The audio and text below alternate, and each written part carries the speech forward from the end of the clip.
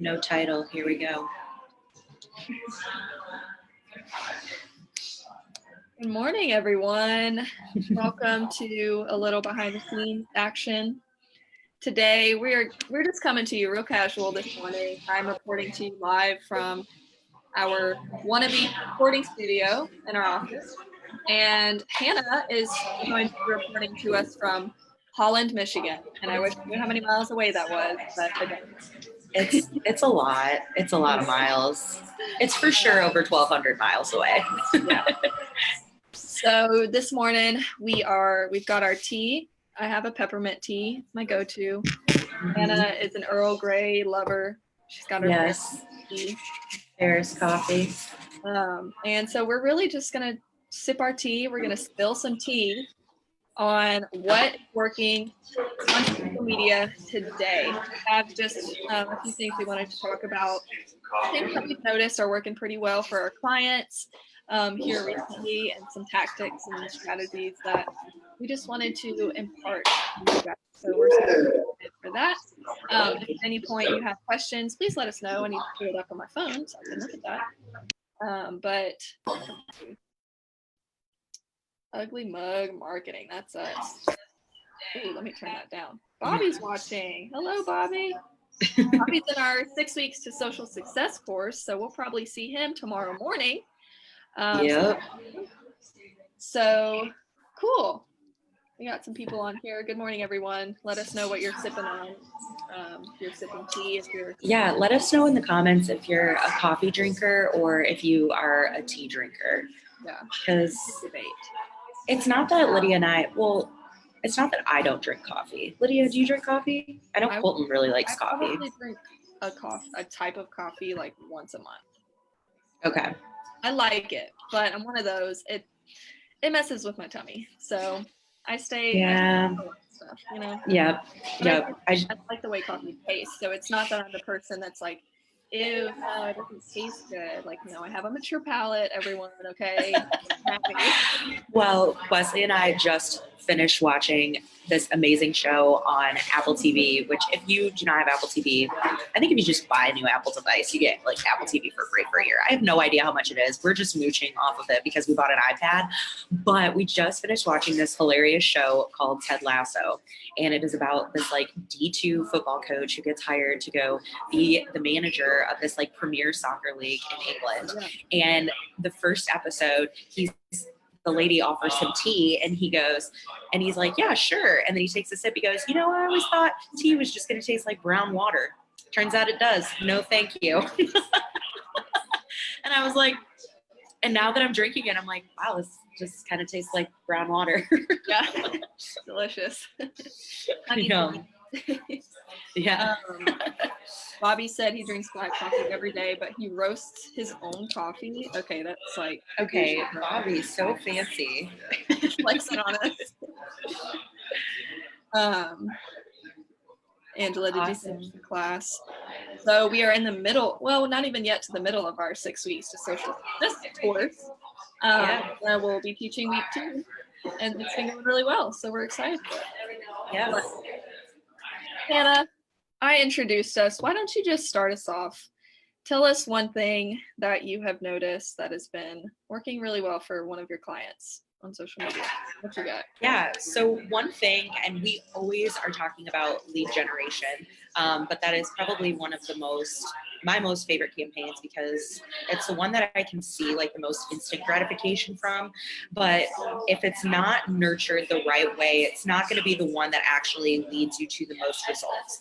The key thing with lead generation, whether you're adding someone to your email list or you're asking them to fill out the form and actually like you're planning to follow up with them, the key thing is that you do follow up with them and that you follow up with them promptly. And even when they sign up for that newsletter, if you can have some sort of automated email that goes to them immediately, that's really what's going to foster the relationship. It's about a lot more than just getting the lead right then. It's about the follow-up and their experience and their journey with you once they fill out that form. So one of the organizations that we've been working with is actually the Rapides Foundation here in Alexandria. And I hope you guys can hear me. It just got a little loud here. in the coffee shop. Everybody, hush. Yeah, and I'm like, We're live on Facebook. But one of the things that we've been seeing that's super successful with them is we're actually trying to get people in the greater Central Louisiana community to sign up for a free mammogram. They have to meet these specific qualifications. You know, live within the certain parishes. And for those of you who are joining who do not live in Louisiana, a parish is the equivalent of a county, but they have to live in certain parishes in order to qualify for this free mammogram program. But what we're doing is we're collecting their information and saying, if you are interested in getting a free mammogram the next time we're in your parish, fill out this form and we'll get connected with you. And what's happening in that sequence is, yes, we're capturing their information, but immediately once they fill out that form, it's going to the team at the Rapides Foundation, specifically with the Cenla Medication Access Program and the Cancer Screening Ban.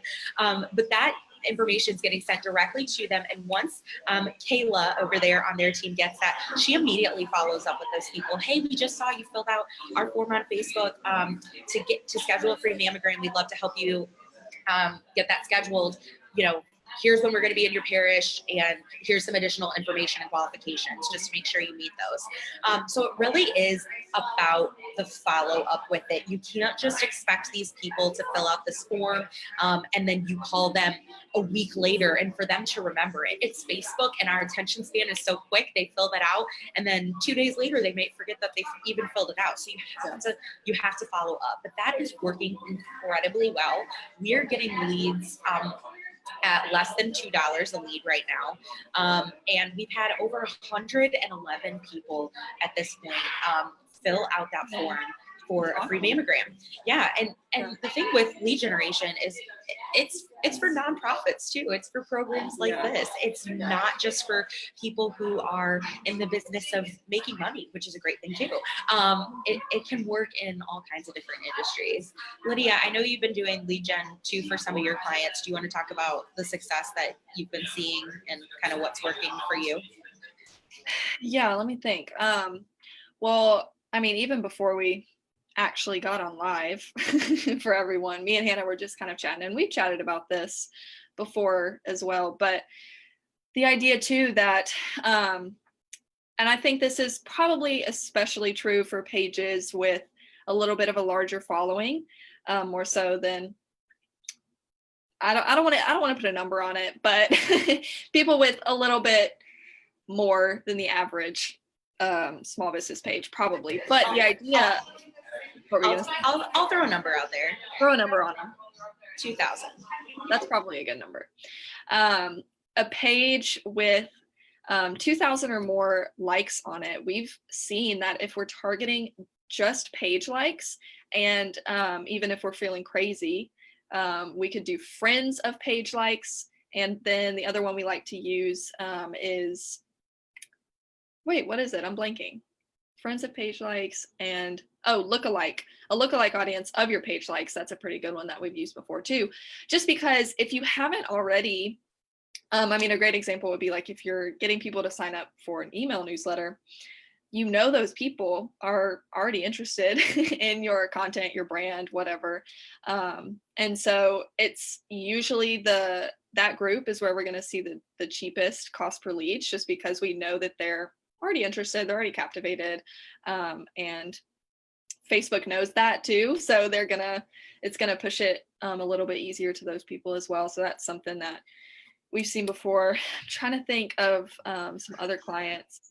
So I work with a few insurance agencies, and it's been really interesting kind of navigating through lead generation, and we've even used a few different methods and objectives for them as well. It's not solely lead gen, but when we do run that, we kind of found out, and this was something that I found on Facebook Ads Library. If you don't know what that is, get on it. Just literally Google Facebook Ads Library.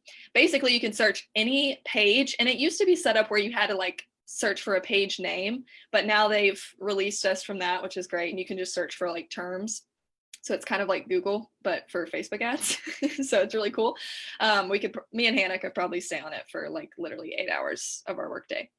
But it's a great place to get inspiration, see what other people in the industry are doing, see what you like and what you don't like about it. That's a good thing too. It doesn't have to be like you have to love everything, because sometimes I see stuff on there and I'm like, maybe I am pretty good at my job.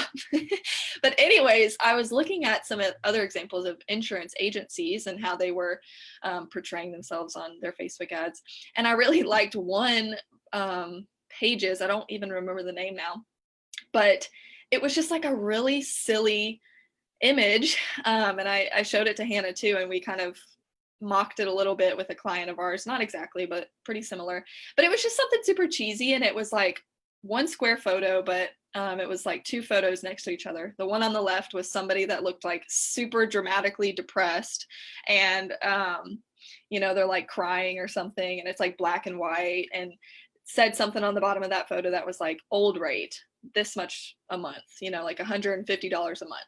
And then on the right side, it's the same person, but they're like, yeah, and they're like super pumped up, and it's like super dramatic and cheesy. And then it's like new rate, $95 a month or something like that. And when I first saw it, I was like, oh my God, that is like so cheesy, so horrible. But then I started thinking about it. I'm like, okay, the insurance world really does need that, because it's like, insurance is bland. We all know it. Like nobody wants to talk about insurance. Nobody wants to talk about insurance. And even if nobody understands it. Exactly. And so anyways, all that to say, we did kind of implement that with one of my clients. I think we started that a few months ago, and it's done pretty well. I don't know the like numbers of cost per leads off the top of my head, but when I was researching after a couple months what our cost per lead was versus like a market average, because I know those agencies can just purchase leads, I think it was like 40% less than the average that we were getting. So that was super exciting. And it just goes to show, like, you really don't have to come up with anything super fancy. Like, if you've heard us talk about our name, Ugly Mug Marketing, we'd rather come up with something that's really ugly but gets us results than something that took us, a day and a half to design and looks super pretty, but it doesn't do anything. So I thought that was kind of a great example of like our namesake too.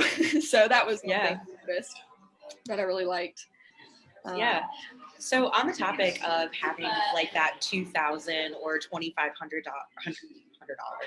100 page likes, it's really, really important if you are trying to build your following on Facebook, this is specifically for Facebook, that you are not just buying likes of random people, because the people who like your page, and this is a perfect example of using lead generation, though that can be a really beneficial audience to you and to your business, because then you can target those people with these lead generation ads.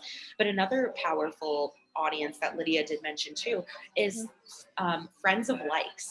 So right now, one of my clients, she is phenomenal. You probably heard me talk about her before. Her name is Jane Herlong, and she is a public speaker that is based out of South Carolina. And she's a humorist, she's a best-selling author, she's a singer, she does it all. If you need some motivation or a good giggle, you need to go to Jane's YouTube page, because it's hysterical. But anyway, one of the things that we are trying to do right now on her Facebook page is grow her following, and she already has a pretty healthy following. I believe she has probably like 2,800 people who like her page. Yeah. And so we're trying to figure out, okay, well, who is her target audience? Who does she really want liking her page? Who's really going to understand her humor? Because she's a Southern lady. And if you don't live in the South, you might not understand her sense of humor or some of her, mannerisms or things that she says. And so we're like very specific on the states that we're targeting.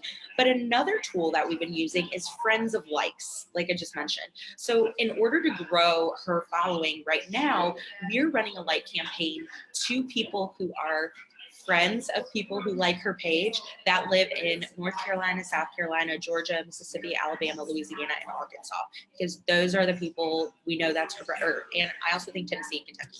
Those are the people who are going to get her humor and who are going to relate to it. But also that is who we would call the low-hanging fruit too. People who, it is likely that if I like Converse shoes, that, somebody who is a friend of mine might also love Converse shoes. Yeah. And so that's like kind of your next layer of, getting somebody. Again, it's just the low hanging fruit. And another example of how, impactful this is it can be it can be social proof for your business too. So when they're scrolling on Instagram or on Facebook and they see the Like campaign ad, or if they see any sort of ad and you are targeting friends of page likes, at the top of that ad, it's going to say, if I'm looking at the ad and a page that Lydia likes is targeting me, at the top of it, it's going to say, your friend Lydia Murphy likes this page. Or if a bunch of my friends like it, it's going to say, your friend Alexis Hartman, Lydia Murphy, Courtney Starnes, and so. I'm literally naming random people in my life, but also like this page. And that just kind of gives you some sort of trust to the brand too, or to the product, or to the service, or to the company, whatever it may be. It's going to give you some level of trust as the user, as the viewer, because you're going to see that people that that you're friends with on Facebook already trust, already know this brand. I might even text Lydia and say, hey, I saw you like Billy Razors, which is something I always getting an ad for. And hey, Lydia, do you have a Billy razor? Yeah. Do you recommend it? And it just starts that conversation. And it's kind of a way to enter into a conversation that might not be happening in the user's head, but maybe happening in their friend's head. And so when I go and ask Lydia, she's like, oh yeah, I already have that. Or yeah, I like that page too. Or yeah, I just placed my order. It's going to be here tomorrow. That's another really impactful way to use that friends of likes audience. I think oftentimes we don't really know what to do with that audience, or we don't see the value in that audience. And the truth is that it is incredibly valuable. And that has been another audience that we've been targeting not only for page likes for Jane's page, but also for lead generation and building her email list. I mean, when she came to us, she already had over 5,000 people on her email list, but we just really wanted to make sure that the people who were liking her page were also seeing her content via her email list, or via her newsletter, because she sends out a newsletter twice a month. And the open rate on it is phenomenal. I mean, it is well over the 25% average.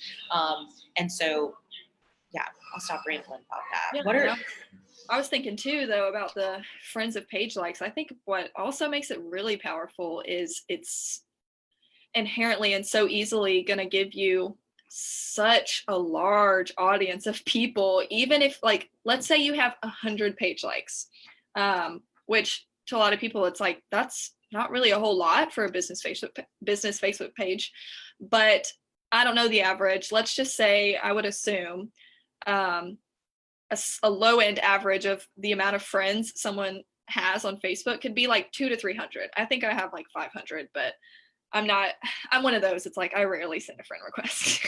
I let them come to me. But if you assume that every single person in that 100, those people that like your page, 100 people, if each of those people has 200 friends, 20,000, I think I did the math right, that's already a group of 20,000 people that Facebook can try to serve your ads to. And if you think about it, if you have 500 likes, same thing. So it's like, yes, targeting page likes is a great thing. And that's kind of why we talked about having that larger audience a little bit better, just so Facebook has more time and those options of people that it can reach. It's a little bit wider and broader. But when you're targeting friends, Facebook has 1,000,001 options probably of people that it can serve it to. And I think that's another part of the reason that it is pretty successful for us. Let me think. I had something else on my sticky note in my preparations. But Bobby said, I'd like to see how to get to that audience. Bobby, we will definitely chat about that. Yeah, for sure. I'm not sure what week we'll talk about it, but we will cover that. Well, yeah, and we can even kick off this week, 6 weeks social success. week For 2. sure. We can talk about that too, because we're going to be talking about audiences and Yeah.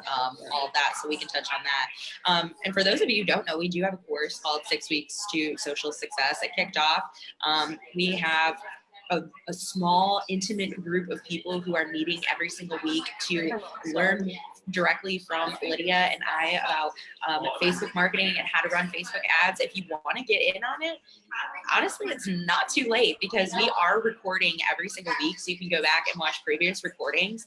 The course is $500. So if you're interested in getting more information about that or want to join us, just leave us a comment and say, hey, I want to learn more about the course. And we'll get you hooked up on that. I see we have Tina joining us. We have Carol and Jim and Debbie and Rachel. Thank you all so much for tuning in and watching with us this morning. Let us know what you're drinking. We have tea. Yeah, let us know. Let us know. Bobby, we know you're drinking the black coffee. Let us know what y'all are drinking this morning to get you through the day. It's Thursday. Lydia, what are some other campaigns that you have been running? Another thing that I know Lydia and I have actually both been doing, Lydia more successful than me, is conversions campaigns. Lydia, tell us a little bit about successful conversion campaigns that you've been running. Definitely. So if you've watched probably literally any video that we've done on Facebook, you've heard us talk about lead gen, and you hear us say it's literally the most satisfying thing in the world, because it's like really tangible numbers and it's great. Well, then I started getting into the world of conversion campaigns, and I don't even think about lead gen anymore.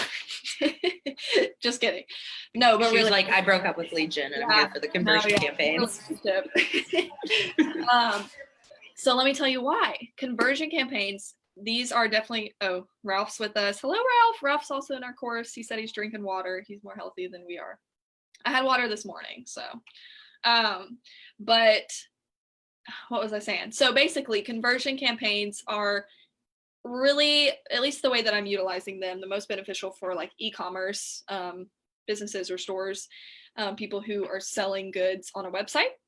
And basically, when you set up a conversion campaign, you're optimizing for a specific event on your website. That could be you're optimizing for people to add to their cart, and then on your ad, you'll just see however many people, because of your ad, actually added an item to their cart. You can actually optimize for purchases, which is what I'll get into a little bit later, because that's the most satisfying, the one that I'm most obsessed with.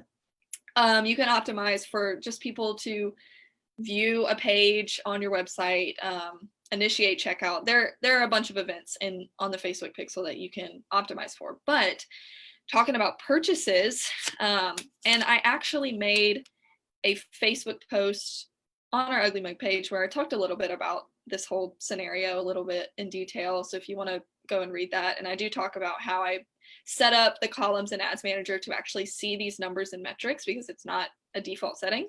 But I've set up some conversion campaigns for an e-commerce client of mine who sells clothing, women's clothing, and it's like been crazy. So basically, what I love about it is that in Ads Manager, you can set up a column to show, there's two things that I've been looking at. One, the purchase, the average purchase return on ad spend, which is just, it's kind of like an average, it's like a rounded number. So let's say in my ad, I spend $10. If someone makes a purchase and purchases $100 worth of goods on the store, my return on my ad spend would be like 10 times. So that's kind of how that number works. The other number is just purchases value. So literally the revenue driven from your Facebook ads, that the total amount of money that people spent on those purchases. So we have some other people joining us. Danielle is also drinking water.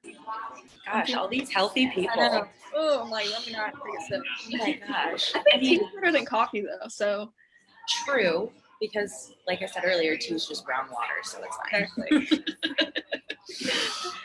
Yeah, so conversion campaigns, like Lydia said, give you that like instant gratification again. But the trick is having the patience to do a lot of testing, because Lydia did not just like come across this success by chance. You really have to know your audience, and be able to write copy or design ads that are really going to like get into their brain or be something that they like to see. Lydia, like, talk about the design of the like actual ad itself, and like kind of what we modeled that after. Yeah, so for that specific client, we sort of knew going into it that their audience was women who really just have the money to spend on higher ticket items. They don't really they don't shop for sales. They see something they like and they'll buy it. And so going into that mindset, what we thought about was trying to almost mimic the ads that we see from like higher ticket or really well-known high ticket brands, Nordstrom or Madewell or something like that. So what we did was we really simplified the look of everything. I set up a carousel ad. So those are the ones where when you're scrolling, it pops up in there. You see one full square and then you kind of see like half of the next one next to it. And you can swipe through. And I think you can put up to 10 boxes or products or whatever in that carousel ad. But yeah, so I set it up that way, and we made the photos super simple. It's literally like product, white background. So super simple, super minimal, but still really kind of like classy and elegant. Really highlights the product. And then for the headlines and everything like that, putting the product name, putting the price in the description. That's it. Copy on the ad, I also kept it pretty simple, because I know, at least in my experience, when I've been on social media, and if something has actually, that I've seen an ad that has driven me to make a purchase or even go to visit a website and add something to my cart, I don't sit there and read copy for 3 paragraphs, because I see the products, I immediately know what they're trying to get me to do. And if I'm interested in the product, sometimes I won't even read the copy. So I didn't stress too much about making that super lengthy or super detailed. I kept it really simple, so it could say something like, our fall collection is in, free shipping on $50, purchases of $50 or more. Just telling them the basics of what they need to know that's going to be relevant to what you're showing them. Because like I said, there's no guarantee. If they like the product that you're showing them, who even cares if they read it? You know, you want them to click it and go and add that to their cart. So I think the visual portion of that is super important too. And so that's kind of the reasoning, like Hannah said before, like trying to mimic those other brands that we know that those people have seen before. And yeah, I hope that makes sense. But yeah, and that's really where like that Facebook ads library stuff comes into play too. Like if there's a brand or if there's a company out there just killing it, and maybe they're in your market or maybe they're in a completely different market, and that's sometimes when you're first getting into ads manager, or you're first building content for your business, or you're new to Facebook, you're like, maybe I'm not creative. Like, you know, maybe, or for me, I mean, I like to think I'm pretty creative, but sometimes I have days where I'm like, ugh, my brain is just, you know, I can't do this today. Yeah. I need to go out and I need to just marvel at someone else's ads and creativity, and then come back and, you know, kind of go back to the drawing board, and that with all of those things in my mind. So I think that that's a really valuable tool. And honestly, when I have gone out and, you know, maybe mimicked or, you know, like Lydia saying with, you know, looking at Madewell and Nordstrom, you know, we know that audience likes to see that. We know that that's pleasing to their eye. We know that they're, at least for me, when I see the Nordstrom ad and I'm like swiping through all 10, clicking, I'm like, hey, what's new? What's new? For me today, Facebook. Yeah, what's on sale? You know, what's the new arrival? Let me click on that. You know, it's like we already know that people like to do that they like to see that. Now, another really powerful thing that really relates to conversions is the Facebook pixel. So I am amazed at how many people, A, do not have a Facebook pixel on their website, or B, they just don't know what a Facebook pixel is. And it's okay. I'm not hating.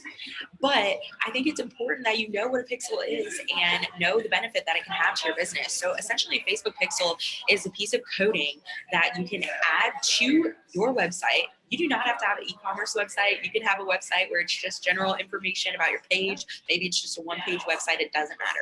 You can install a Facebook pixel to your page. And what it is, like I said, a piece of coding, and it tracks every single person who is coming to your website. It tracks them by their IP address. Everyone's like, wait, how does this work? It's by their IP address. So if I'm on my mobile device and I click on an ad and I go to your website and I stay there for longer than 3 seconds and let the page load, Facebook has the ability to then capture that information through the pixel. Now, here's the powerful part of it. You are then able to go back and retarget people with those ads based on what page they went on your website.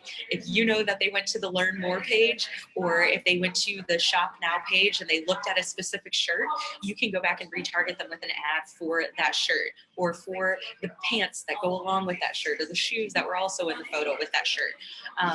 That is an incredibly powerful tool, and it is how companies, theirs is slightly different, but it is very similar to the way that companies like Amazon, Nordstrom, all of these stores that we shop at, and we go to their pages, and then we come back to Facebook, and all of a sudden we're seeing an ad for all the things that are in my cart. I mean, I bet you guys, if I went on my personal Facebook right now, I would probably see a freaking ad for this rug that I added to my cart yesterday during the Amazon Prime sale, and that Lydia and I were talking before this. I have regret. I should have just bought it because it was free return. It's free returns, people. If it wasn't the right size, if it didn't look good with my couch, I could have easily returned it for free.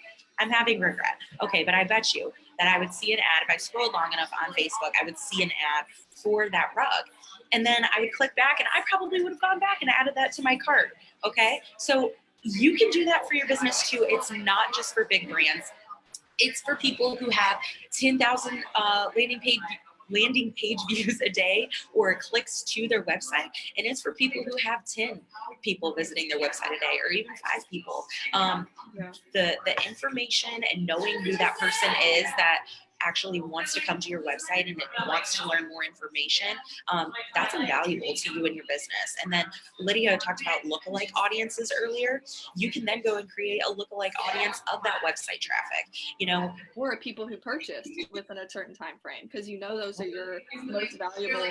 Hannah giving me that look. She's like, I know, I'm like, she's getting crazy. And I was gonna say too, like, I think another powerful thing, this isn't solely the power of the Facebook pixel, it's also just the fact that Facebook owns Instagram and Messenger and things like that. But you can look at something on your desktop, a product like that. So Hannah looks at the rug on her desktop. The next day she checks Facebook on her phone, she can see the retargeting ad on her phone. And I think that cross-device and cross-platform as well, like Facebook or Instagram or whatever, I think that's super powerful too. It's, you're going to meet the people where they are. So yeah, I just like randomly thought of that, because I'll do that all the time. It's like I'll see the same carousel ad on Instagram, and then 30 minutes later I'm on Facebook and I'm like, oh, there it is again. Maybe I should buy it. Really wants me to. Wait, maybe I do need this. Yeah, that was me yesterday. Did anyone shop Amazon Prime Day yesterday? In the comments, tell us if you shopped Amazon Prime Day and tell me what you bought. Somebody had to have. I actually got some new AirPods on Prime Day, the older ones, but I currently have the older ones and they're like 2 years old. And I Googled it, and that's kind of the average lifespan of AirPods. And so mine are about to take a crap soon. Yeah. Because I have the old ones too. Yeah. I don't mind them though. They work well with my ear shape. Yeah. All right, guys. Well, we've been talking about lead generation. We've been talking about conversion ads, pixels. Do you guys have any questions? Yeah. Also, I noticed that Wayne changed Lisa just said, I bought baby wipes on Amazon Prime Day. Girl, go on ahead. Girl, get those baby wipes. I bet those are a good sale. I love that. Oh, Ralph said, I did not. Been spending a lot since the pandemic started. I know. I don't know. I don't want to do this. I don't know how I would do this. But if I could see a chart of like year over year, the months, year over year, like the amount I've spent, I don't want to know, because I'm in the same boat. It's like I'm just, especially when we were really quarantined, like y'all, all I'm doing is sitting at my dining room table working for 8 hours, and then I go sit on my couch 6 feet away, and I'm like scrolling. I'm like, oh, yeah, I really need 6 pairs of boots. Mm-hmm. Yeah, let's talk about that really quick though. Like when the pandemic first started, the cost of ad spend was, or the cost per lead, the cost per engagement, the cost per video view was so low. And I think that Lydia and I both can attest to this, that the cost per engagement, you know, all of those things, the pay to play essentially on Facebook, that it is going back up. If not, it already has gone back up to where it was pre-pandemic. I know, I really miss those days. I had some engagements that were like 5,000, 5/1000ths of a cent, I think. It was like 0.005. And now I'm looking at my engagement campaigns that are like 20 cents an engagement. I'm like, oh, like that's not bad, but miss the good old days. Miss the good old days in March. Yeah. But then it's like everyone, you know, is trying to get back into the game. Maybe their business is recovering. Maybe they're able to continue to be open. The other thing maybe they're just investing more in their business right now too, to get those customers back. And I think next month it's going to get even worse because we're entering holiday season. So my conversion campaigns are not going to have as good of a cost per purchase, and I'm sad about it. But that's just because everybody and their mama is going to be trying to advertise their products so people will buy it for Christmas. So that's just kind of, you know, a season in the game, in the industry, and that's fine. But y'all pray for me and Hannah. We be spending money out here for these people, getting them holiday purchases. Yeah, girl. Alrighty, y'all. Well, we've been talking. Oh wow, for 800 baby wipes. Man. Like, wait, do I need baby wipes? I know. I'm like, I don't have children, but do I need baby wipes? Oh goodness. Oh Lord. Yes. Okay, y'all. So we've been talking a lot at you for probably 38 minutes now. Yep, exactly 38 minutes.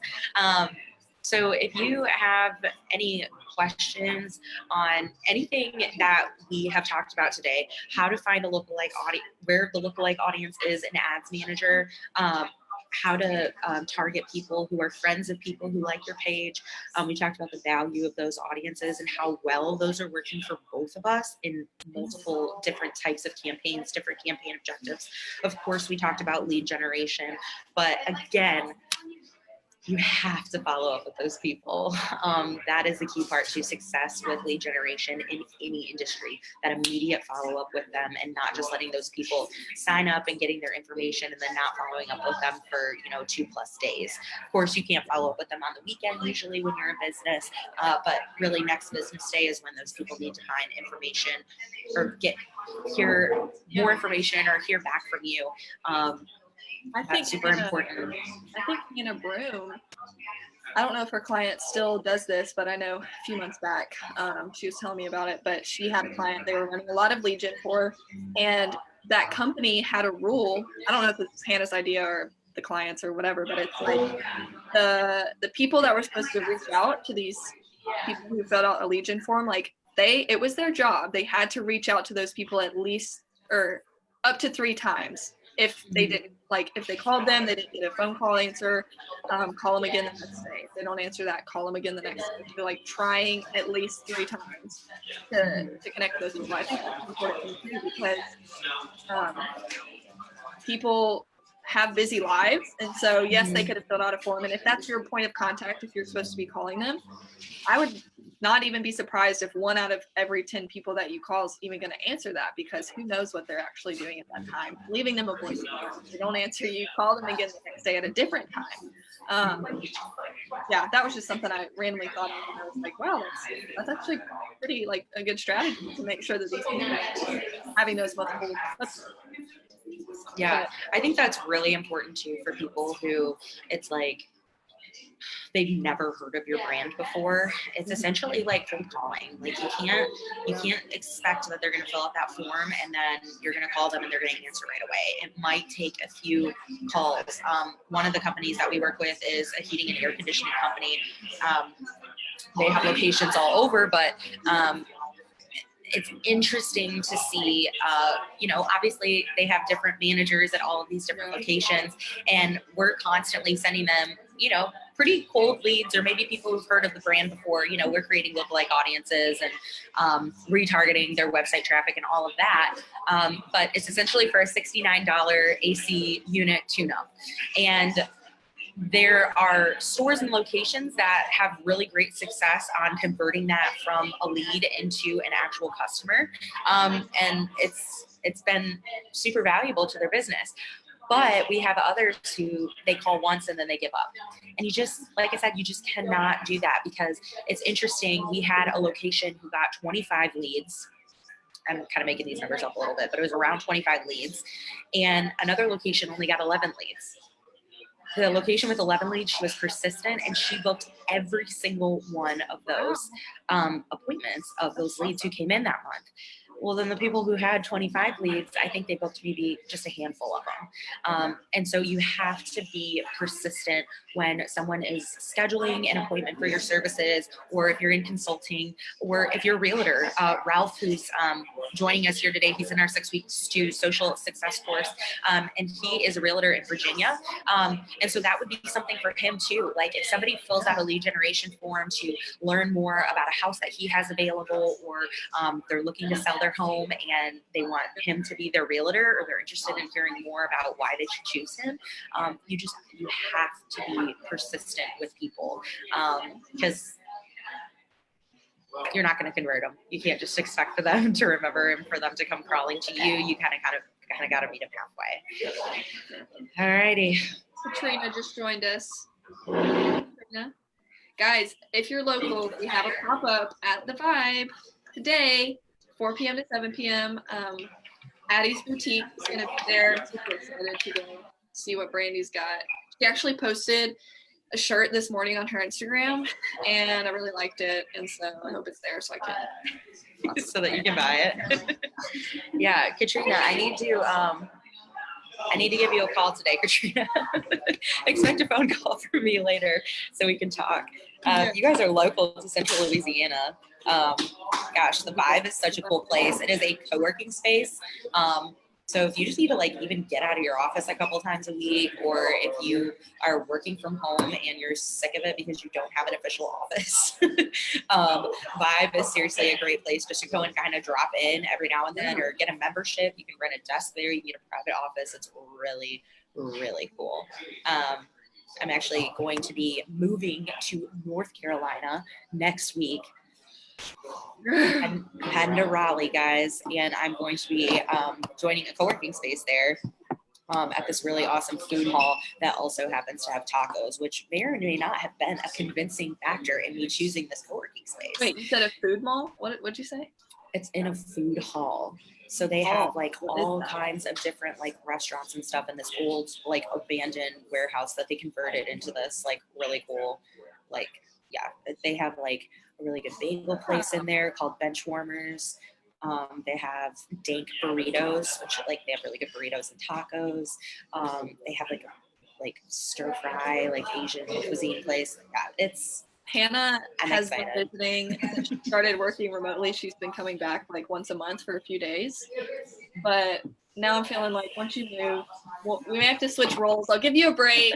I'll take them for the team. I'll come up to Raleigh, sit with you at the food hall. We're pitching it. We'll jump on Facebook Live and we're just stuff in our face. Yeah. Wayne, is that okay? Are you tuning in, Wayne? Wayne, are you watching? Wayne, can we get that approved? Can we get that approved, Wayne? Thanks. Oh, guys. Well, thank you so much for joining in with us for these last 45 minutes. It has been fun just to kind of chat, hear what you bought on Amazon Prime Day, talk to you about Facebook Pixel, talk to you about lookalike audiences, talk to you about benefits of targeting people who are friends of people who like your page, lead generation ads, the importance of following up with those people, and conversion ads. Yeah. And did I say the Facebook Pixel? Gosh, that's so important. If you don't know what a Facebook Pixel is or how to get it or how to put it on your website, leave us a comment below. I love making just little short, quick videos teaching people how to do that stuff. I know Lydia likes to do that too. we're happy to share that information with you. I'm sure you could probably Google it, but if you want some entertainment from us, We're here. we're here. We're your Google. Yeah. If you have any questions too about social media, what's working, what's not working. Oh my gosh, Lydia, we forgot to talk about the text overlay tool. Oh no! Say it real quick. Spit it out. Yes, super quick. The text overlay tool was is dead. It's gone. Guys, there is no longer a limit to how much text can be on your Facebook ad. So before, you could only have a certain percentage and nobody actually knew what the percentage was. You just had to upload your image to the text overlay tool and it would tell you if you had too much text and your ad couldn't run, or if it was just right. And I could never figure out the right formula. I saw articles, you know, back in the Gap, it's like 20% of your, up to 20% can have text. But it's like, you would upload one thing to the text overlay tool that's like, it looks like half of the image is text, and it's like, looks good. And then you upload one and all it has is your tiny little logo, and it's like, text hi, your ad's gonna get disapproved, and you're like, golly, what am I doing wrong? So yes, those days are gone, and we are very happy about it. Yes, you can have as much, your entire Facebook ad graphic, your video could be just completely all text now. And that, gosh, it's such a good feeling. It's a freeing feeling. It's really, and it really is a game changer too, honestly. You can have your main offer or your main call to action or whatever, you can really like blow it up on the image and make people do what you want them to do. It's been interesting too to like shift, at least for me, and I'm sure for Hannah too, like when we're creating graphics for our clients now, it's like I really have to shift my mindset, because for so long it's like we were in those constraints. And so now to think like, okay, maybe in the past I would have wanted to put, you know, like a super simple, like get 20% off or something like that. Maybe I wanted that to be like a real vocal point of the image, but I couldn't. So it's like, okay, we'll settle. We'll just make it the headline of the ad. But to kind of shift that mindset and say, no, actually I can put that on my image now. It's cool, but it's been an adjustment. So yeah, we just wanted to mention that to you guys, because I think that's a super, super big change that's happened lately on the platform, and we're happy about it, which is rare that we like changes. Yes, because Facebook has been, Facebook has been making so many changes to all kinds of things on the back end. I was helping a client get their business manager set up yesterday. It looks completely different than my business manager, and I think my business manager looks different than Lydia's.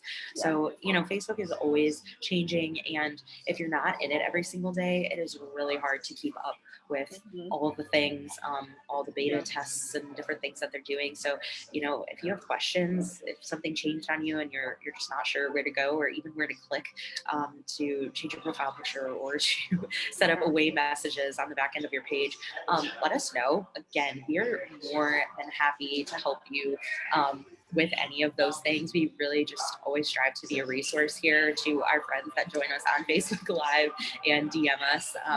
So yeah, and listen to us talk about all the random, about baby wipes and how they were on sale for $7 on Amazon Prime Day yesterday. All right, guys, we've talked your ear off. I have completely depleted all my tea. I have no more tea left in my cup. Lydia, how you doing? Yeah, your cup looks a lot bigger than mine. It's a big one. I got a big boy. Yeah, I got the baby one too. Haven't finished, but thank you so much, everyone. Just watch this live. If you do end up having a question, always feel free to leave it below. Because even like the day that we do these, I just like keep our page open. I'm like, gosh, any more new comments? I want to talk to somebody. So we'll be looking out. That's all we got. All right. Peace out, everybody. Lydia, I hate that we both just did this. Anytime I have a terrible day and I get on Zoom with Hannah, I'm like, hey, girl. All right, y'all. Thanks so much for tuning in, and we'll see you guys next time. Hey, somebody else is going to be on here next week. I can't remember who. Maybe they'll have better stuff and be more entertaining than Lydia and I. Not sure. But 9 a.m. Central Time on the Ugly Mug Marketing Facebook page. We out.